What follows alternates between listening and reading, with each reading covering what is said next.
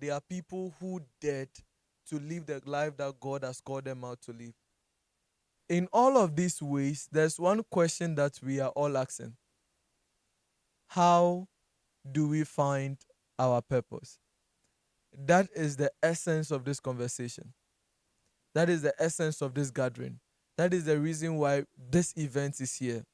Right? So, to everyone who feels confused, who feels lost, who is asking him or herself, what am I supposed to do with my life?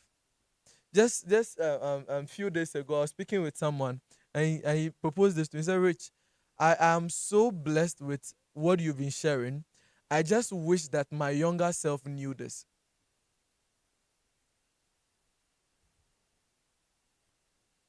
There are so many people who need to hear these messages. There are so many people who need to come to the place of realizing this very message. But how many of these messages do we hear around? How many of these conversations do we have about God's purpose for our life? And so when we don't begin to have these conversations, when we don't begin to create this awareness about, let's take Moses. How did God help him fulfill his purpose? Let's take Joseph. The Bible says that because of Daniel, the whole province of Babylon was saved. And in from kings in succession, each and every one of them relied on what God has put in Daniel. And so this is the question that I want us, when we are living here today, to keep pondering over, even till our next meeting. What has God committed into my hands? What does God want me to do with my life? What am I supposed to be doing here on earth? What does God want me to do with my life? These are questions that I want us to begin to ask ourselves. Sometimes now life has become so redesigned that if you don't take the time to pause, you would run the race just like everybody else, right? The first 8 years of your life, you are going through school. You are going through kindergarten all the way to JHS. Right? Then from there, you are going to university. Then from there, you are going to further. You're going to do your masters. After your masters, you are getting a job. After getting a job, what next? You are getting married. You are raising a family. So now everybody is towing that same lane. That is the general norm. Go to school, get a job, get married, keep working, retire, die.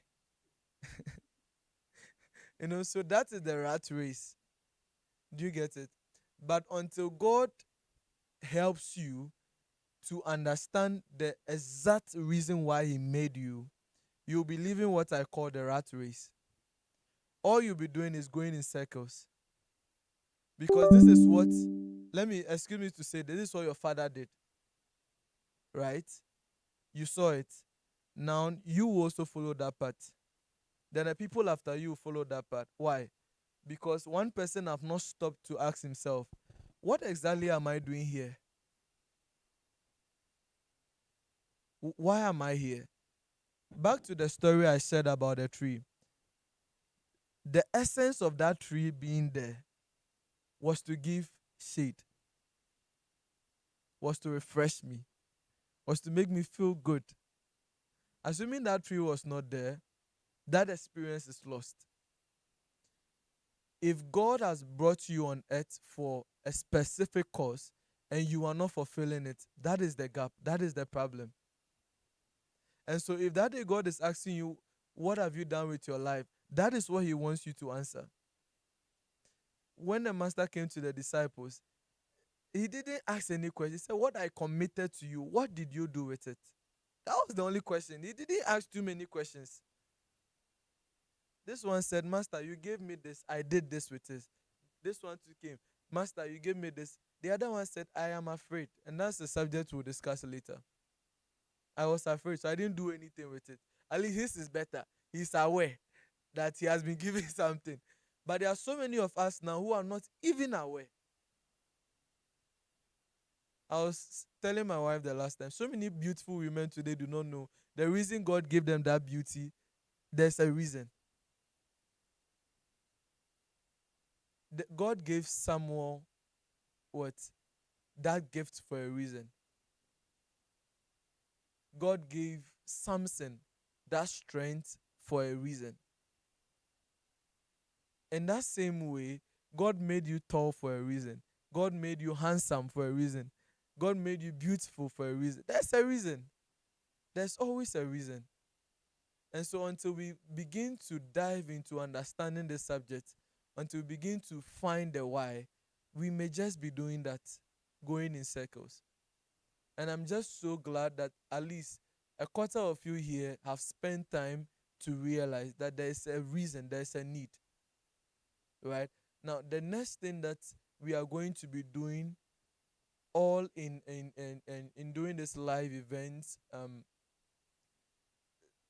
I don't know if I should announce it now, but not too long from now, we'll be going from schools to schools, right? We'll be visiting senior high school. I mean, it's God laid it on my wife's heart some years ago, and I think she has been talking about it, but just recently it landed again, right? The aim for all of this is to draw people back to God and to help everyone understand what God has called them for. I think you should be excited about it. Don't you think so?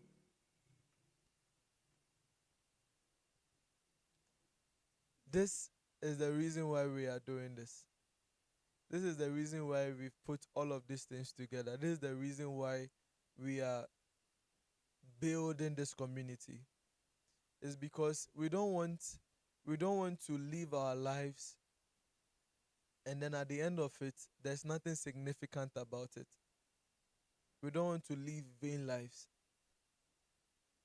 The people who today are celebrated, the people today who we celebrate, are not people who led ordinary lives. They are people who dared to live the life that God has called them out to live.